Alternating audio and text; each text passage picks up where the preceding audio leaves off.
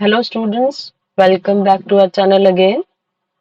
In last class, we have discussed the problem of our country that after independence, the integration of princely state was required to create a unity and to create a united India. But there were problems in that, and the problems were the feelings and sentiments of the prince and kings of those princely states because they were not willing to be the part of India or not even of Pakistan. Because the Britishers have given them authority that they can be the part of India, they can be the part of Pakistan, and if they are not willing to be the part of any of these country, they can remain independent also. तो इसीलिए क्या हुआ, बहुत सारे princely states ने announce कर दिया कि हम क्या रहेंगे, हम इंडिपेंडेंट फॉर्म में अपना वर्क करेंगे, हम किसी का सबऑर्डिनेट नहीं बनेंगे, हम अपना रूल खुद चलाएंगे। तो अब क्या था, ऐसे करके 565 प्रिंसली स्टेट्स बन गए। तो अब इंडिया के सामने प्रॉब्लम क्या थी कि उन प्रिंसली स्टेट्स को कंबाइन करके यूनाइट इंडिया बनाना, क्योंकि अगर ऐसा नहीं होता तो इंडिया में इतनी छोटी छोटी छोटी छोटी 565 कंट्री बन जाती। तो अब गवर्नमेंट ने उस इतनी बड़ी प्रॉब्लम को डील कैसे किया, क्योंकि और सारी प्रॉब्लम्स तो बहुत बाद की थी, जो अनएम्प्लॉयमेंट था, डेवलपमेंट था, राइट, वो सारी चीजें तो बहुत बाद की थी। पहले प्रॉब्लम यही थी कि आप एक इंडिया कैसे बनाओगे जब इंडिया के अंदर इतने छोटे छोटे छोटे छोटे इंडिपेंडेंट स्टेट्स बन गए हैं। तो अब गवर्नमेंट ने उसको कैसे डील किया, what was the approach of government towards that problem, we are going to discuss that thing today. So before starting that, here are the words of Sardar Vallabhbhai Patel, that is known as the Iron Man of our country, right? तो उन्होंने letter लिखा था princely states के rulers को, जो हमारे princely states थे उनके रूलर्स को एक लेटर लिखा, और उस लेटर में उन्होंने क्या बोला, we are at a momentous stage in the history of India, by common endeavour we can raise the country to new greatness, while lack of unity will expose us to unexpected calamity. I hope that Indian state will realize fully that if we do not cooperate and work together in the general interest, anarchy and chaos will overwhelm us all, great and small, and lead us to total ruin. अब देखो उन्होंने मतलब simple words में क्या लिखा, उन्होंने simple word में यही लिखा कि हम एक ऐसे फेज पे हैं, एक ऐसी स्टेज पे है हमारी हिस्ट्री की कि जहां हमें जरूरत है कंट्री को रेज करने की। और वो रेज हम कैसे कर सकते हैं कि अगर आपके अंदर यूनिटी हुई तो we will be able to achieve something. और अगर हमने क्या कर दिया, अगर हमने यूनिटी को कहीं ना कहीं ब्रेक डाउन कर दिया तो हमारी कंट्री क्या हो जाएगी, कंप्लीटली रून, मतलब कंप्लीटली डिस्ट्रॉय हो जाएगी। क्योंकि अगर आप चाहते हो कि इंडिया वर्क करे, हमारी कंट्री कुछ अचीव करे, so for that we will have to work together. और ये कहीं ना कहीं उनको जो प्रिंसली स्टेट्स के रूलर थे उनको एक लेटर था to include themselves in the, you can say in our country, in India. तो उन्होंने पहले तो देखो क्या होता है, बाय हुक एंड क्रुक, पहले उन्होंने क्या बोला कि आप आराम से हमारे इंडिया का पार्ट बन जाओ, राइट। बट अब देखो, अब गवर्नमेंट की अप्रोच क्या थी कि जब कुछ प्लेसेस नहीं मानेंगे तो we have used some, you can say hard method also. तो अभी वही रीड करेंगे कि गवर्नमेंट की अप्रोच क्या थी इन सारे के सारे प्रिंसली स्टेट्स को इंडिया में मिक्स करने की, मर्ज करने की। अब देखो द अंतरिम गवर्नमेंट, अब देखो इस वर्ड का मीनिंग क्या होता है, अंतरिम गवर्नमेंट। अब ये अंतरिम गवर्नमेंट क्या होती है, हमारी गवर्नमेंट तब तक बनी नहीं थी, फॉर्मल गवर्नमेंट नहीं बनी थी, क्योंकि इलेक्शन तो जाके हमारी कंट्री में 1951 के लास्ट में होंगे, जिनको 1952 का इलेक्शन बोलते हैं, राइट। तो अब क्या होगा कि जो अंतरिम गवर्नमेंट है तब तक कोई फॉर्मल गवर्नमेंट नहीं बनी, लेकिन ऐसी गवर्नमेंट बना दी थी हम लोगों ने जो कंट्री में कुछ टाइम तक वर्क करेगी। तो उस गवर्नमेंट ने क्या डिसीजन लिया, took a firm stance against the possible division of India into small principalities of different sizes. The Muslim League opposed the Indian National Congress and took the view that the state should be free to adopt any course they liked. अब हमारी government की क्या approach थी, हमारी government against में थी possible division के India के। मतलब कि हम छोटे छोटे पार्ट्स में जो डिवाइड हो रहा है इंडिया, इंडियन गवर्नमेंट अगेंस्ट में थी। और मुस्लिम लीग ने क्या अपोज किया, हमारी कांग्रेस के उस आइडिया को अपोज कर दिया कि प्रिंसली स्टेट्स जो भी चाहे जहां चाहे वो मर्ज हो सकती हैं, इंडिपेंडेंट रह सकती हैं। Sardar Patel was India's deputy prime minister and the home minister during the crucial period immediately following independence. और ऐसी सिचुएशन के बाद कहीं ना कहीं क्या हो गया, हम लोगों का पार्टीशन भी हो गया। तो देखो, एक व्यू तो था कांग्रेस का, जो नहीं चाहते थे कि प्रिंसली स्टेट्स को इतनी इंडिपेंडेंस मिले कि वो या तो इंडिया में मिक्स हो जाए, मर्ज हो जाए, या पाकिस्तान में मर्ज हो जाए, या फिर इंडिपेंडेंट रहे। बट मुस्लिम लीग क्या चाह रही थी, Muslim League was somewhere favouring this particular idea that yes they should have that kind of freedom. But जैसे हम लोगों ने इंडिपेंडेंस गेन की, सरदार वल्लभ भाई पटेल हमारी कंट्री के होम मिनिस्टर बने और हमारी कंट्री के डेप्यूटी प्राइम मिनिस्टर भी बने।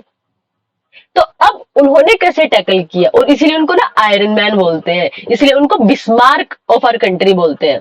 आप लोगों ने नेशनलिज्म वाला चैप्टर पढ़ा होगा 10th क्लास में, तो आप लोगों ने पढ़ा होगा उसमें इंटीग्रेशन, इटली और जर्मनी का इंटीग्रेशन। तो जर्मनी को जैसे इंटीग्रेट करने का वर्क बिस्मार्क ने किया ना, same work was done by the iron man of our country, that's why he is known as the Bismarck of India also.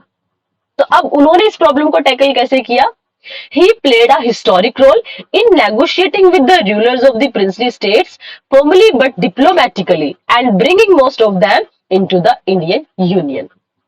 अब उन्होंने क्या किया, नेगोशिएट मतलब बातचीत करके लोगों को मनाया कि आप इंडिया का पार्ट बन जाओ, क्योंकि हमने यूनाइटेड इंडिया का ड्रीम देखा था।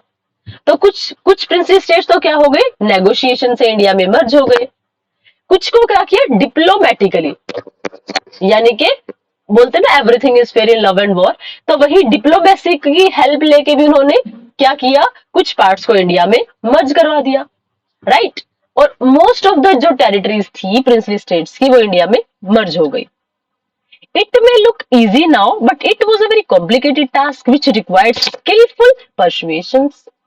आपको आज ये देखने में इजी लग रहा है, राइट, लेकिन 565 प्लेसेस को, छोटे छोटे प्लेसेस को मर्ज करना, अपनी बात उनसे मनवाना, that was not a easy task. For instance there were 26 small states in today's Odisha. और देखो आज जिसको आपने एक नाम दे दिया ओडिशा, उस टाइम पे इसमें क्या थे, उस टाइम पे इसमें 26 स्मॉल स्टेट्स थे।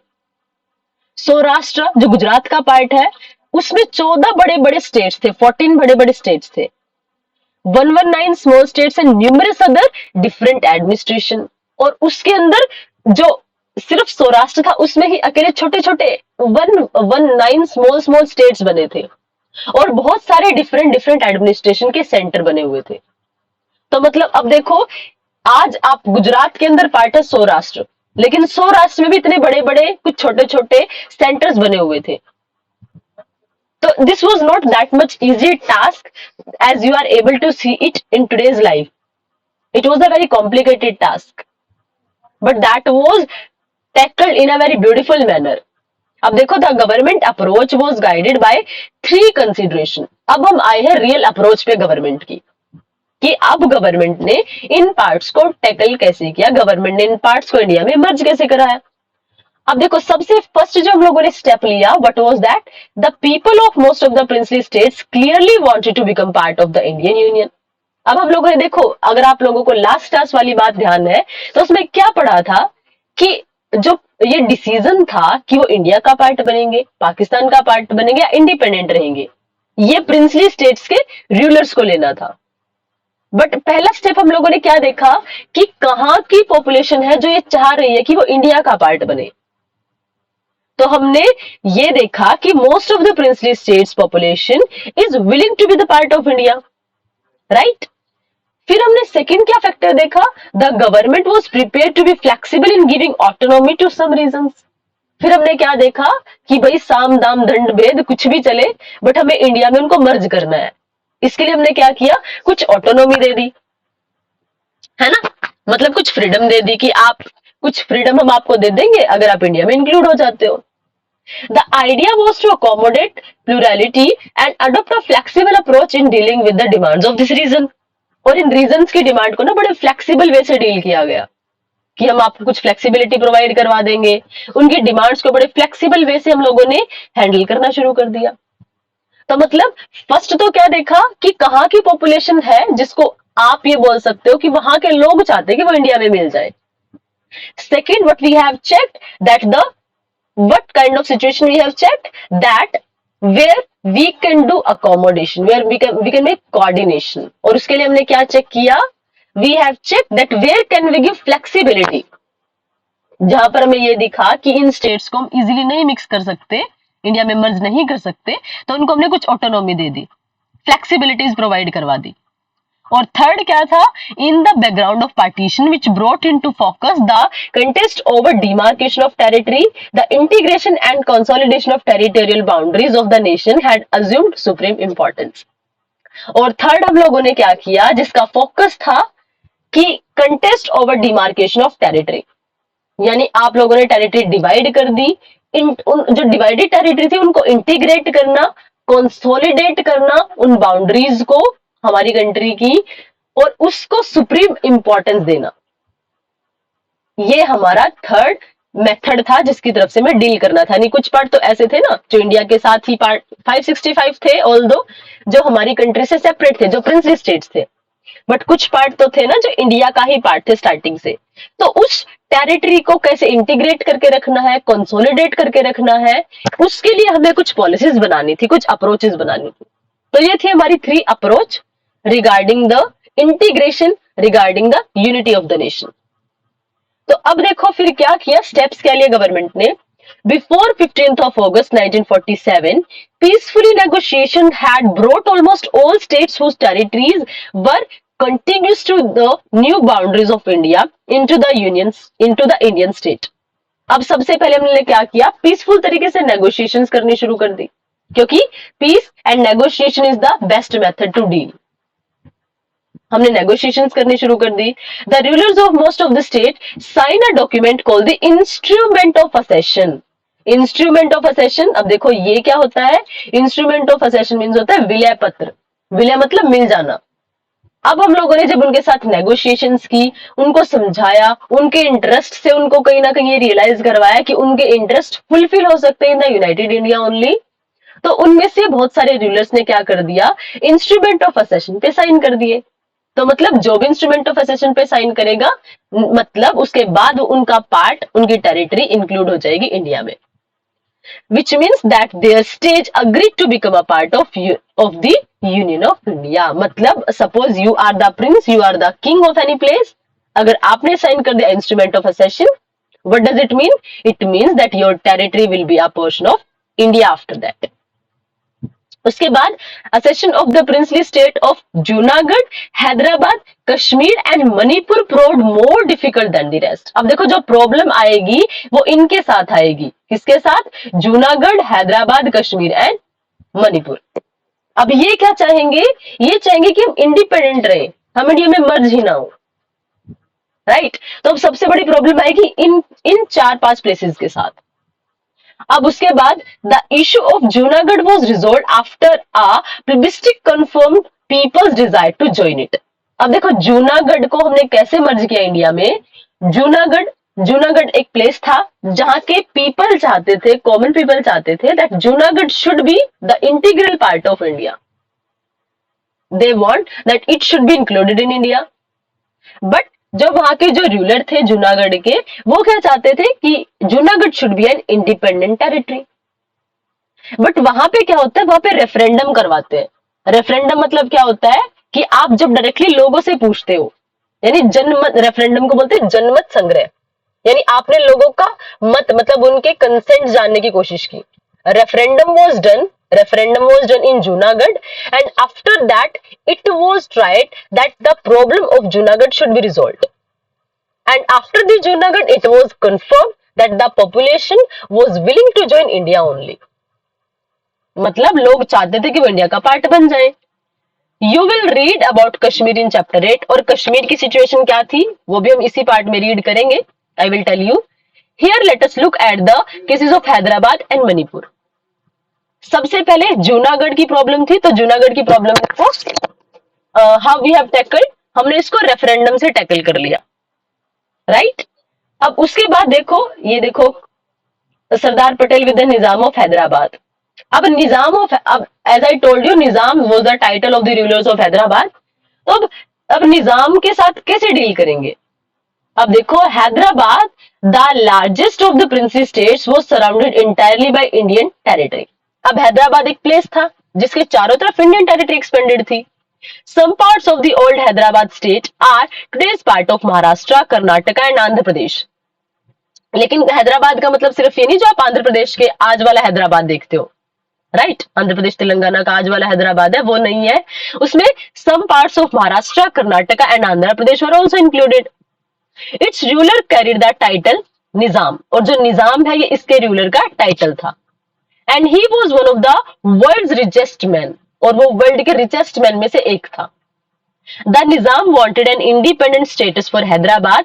He entered into what was called the stand still agreement with India in November 1947 for a year while negotiation with the Indian government was going on. अब उसने एक एग्रीमेंट कर लिया, ठीक है, स्टैंड स्टिल एग्रीमेंट। और उसके बाद जब हमारी गवर्नमेंट नेगोशिएशंस कर रही थी, मतलब वो चाह रहा था कि वो इंडिया का पार्ट ना बने इन सिंपल टर्म्स। उसके बाद इसी बीच में क्या होता है, कहीं ना कहीं a movement of the people of Hyderabad state against the Nizam rule gathered force. अब देखो, हमने क्या पढ़ा ऊपर वाले पैराग्राफ में कि population of lot of the country they were willing to stay in India, they were willing to join India, but problem was that the rulers of these places were not willing to join India. तो यहाँ पे same situation थी। The population of Hyderabad was willing to join India. The peasantry in Telangana region in particularly was the victim of Nizam oppressive rules and rose against him. अब क्या हुआ, लोगों को भी चांस मिल गया, क्योंकि अब उनके पास एक चांस था कि वो निजाम के रूल को कहीं ना कहीं ओवरकम कर सकते, ओवरथ्रो कर सकते हैं। इसीलिए उन लोगों ने क्या करना शुरू कर दिया, जो निजाम था उसके अगेंस्ट में वो लोग खड़े हो गए कहीं ना कहीं। Women who had seen the wars of the oppression joined this movement in large number. Women ने भी इसको बड़े लार्ज पोर्शन पे ज्वाइन कर लिया, because they were also tortured in the rule of निजाम। और उसके बाद Hyderabad town was the nerve centre of the movement. The communist and the Hyderabad Congress were in the four front of the movement. और जो हमारी country में क्या था, कम्युनिस्ट और हैदराबाद कांग्रेस इसमें फोर फ्रंट में आ गए मूवमेंट के। And the Nizam responded by an unleashing a paramilitary force known as Razakars on the people. The atrocities and the communal nature of the Razakars knew no bounds. They murdered, maimed, raped and looted, targeting particularly the non-Muslim. अब देखो, निजाम वो क्या थे, मुस्लिम ruler थे। अब उन्होंने क्या किया, जब ऐसी सिचुएशन होती दिखी ना हैदराबाद के निजाम को, तो उसने अपनी जो पुलिस फोर्स थी, जिसके लिए नाम क्या दिया गया है, जिसके लिए नाम आपका दिया गया, जो मिलिट्री फोर्स थी, रजाकार्स। अब उन्होंने ऑर्डर दे दिया कि भाई लोगों पे आप अटैक करना शुरू कर दो, एक टाइप से मिलिट्री को ऑर्डर दे दिया। तो जो रजाकार्स थी, ये आपकी वही मिलिट्री फोर्स थी। इन्होंने एट्रोसिटीज करनी शुरू कर दी, अत्याचार करना शुरू कर दिया लोगों के ऊपर, और उसकी कोई बाउंडेशन नहीं थी, कोई लिमिट नहीं थी कि किस लिमिट तक उन लोगों ने एट्रोसिटीज की। लोगों को सरेआम मार दिया गया, मेम किया गया, रेप किया गया, लूटा गया, और targeting particularly in the non Muslim. और जो उनके टारगेट थे वो कौन से लोग थे, जो नॉन मुस्लिम थे, because the ruler was Muslim, population was non Muslim, so the soft targets were non Muslim only. The central government had to order the army to tackle the situation. और अब जब लोग चाह रहे कि वो India का पार्ट बने, निजाम चाह नहीं रहा है, तो अब ऐसे भी जब कहीं ना कहीं वॉर की सिचुएशन थी, so Indian government ordered army to tackle the situation. अब एक तरफ क्या है, जो मिलिट्री फोर्स है वो किसकी, निजाम की मिलिट्री फोर्स है, एक तरफ हमारी कंट्री की आर्मी है। तो क्या हुआ, finally in September 1948 Indian army moved into control the Nizam forces. और फाइनली क्या हुआ, we were able to control the military force of Nizam. After a few days of intermittent fighting the Nizam surrendered. और finally क्या हुआ, बहुत फाइट करने के बाद जब निजाम को लगा now it's over, so he surrendered. This led to Hyderabad accession to India. और फाइनली जो एक बड़ा पार्ट था, जो कहीं ना कहीं प्रॉब्लम क्रिएट कर रहा था, वो पार्ट इंडिया का इंटीग्रल पार्ट बन गया। So this was the situation. Till now, we are able to get that there were four princely states: Junagadh, Hyderabad, Kashmir, and Manipur. And we were getting a difficulty to merge the territory in the United India. So, how we have to tackle this problem? Uh, we have tackled this problem by some kind of different methods. जहां पर हम लोगों को लगा कि negotiation से बात चल जाएगी, we have adopted the method of negotiation. But जहां पर हमें लगा कि नेगोशिएशन से भी बात नहीं हो रही है ना, तो वहां पे हमने कहीं ना कहीं फोर्सेस भी यूज की, मिलिट्री फोर्सेस भी यूज की. And Hyderabad is the example of that. Junagadh became the part of India with the help of referendum, right? People were willing to join India, and that's why a referendum was done. Referendum took place in Junagadh, and people willingly joined India only. After that, in Hyderabad, ruler was Nizam. He was Muslim ruler, so he used to do a lot of atrocities on non-Muslim people. Women were the soft target. Non-Muslims were also the soft target. So when people were asked, so they were willingly, you can say they were very much keen to join India. But the Nizam of Hyderabad was not willing to join India. So that's why there were conflicts. And the Nizam of Hyderabad ordered his military to kill the people. A lot of mass killing was there, atrocities were there, right? All type of crime was existing there. जब Indian government को लगा कि now the situation is out of control, तो अब उन्होंने क्या किया, Indian government also send their military. और फाइनली फिर क्या हुआ, फाइनली सितंबर 1948 तक आते आते Indian military was able to control over the military of Nizam. And finally Nizam had to surrender, and Hyderabad became the part of India. And in this manner, Hyderabad accession was completed in India. I think the accession of these two places, Hyderabad along with Junagadh, is clear to all of you. Now, what was the problem in Manipur? What was the situation of Kashmir? We will discuss in next video. I think till now it is clear to all of you. If you are having any doubt, query, you can ask your question in comment section. Right? Next part we will do in next video. Till then, stay connected, keep learning. Thank you. Thanks a lot.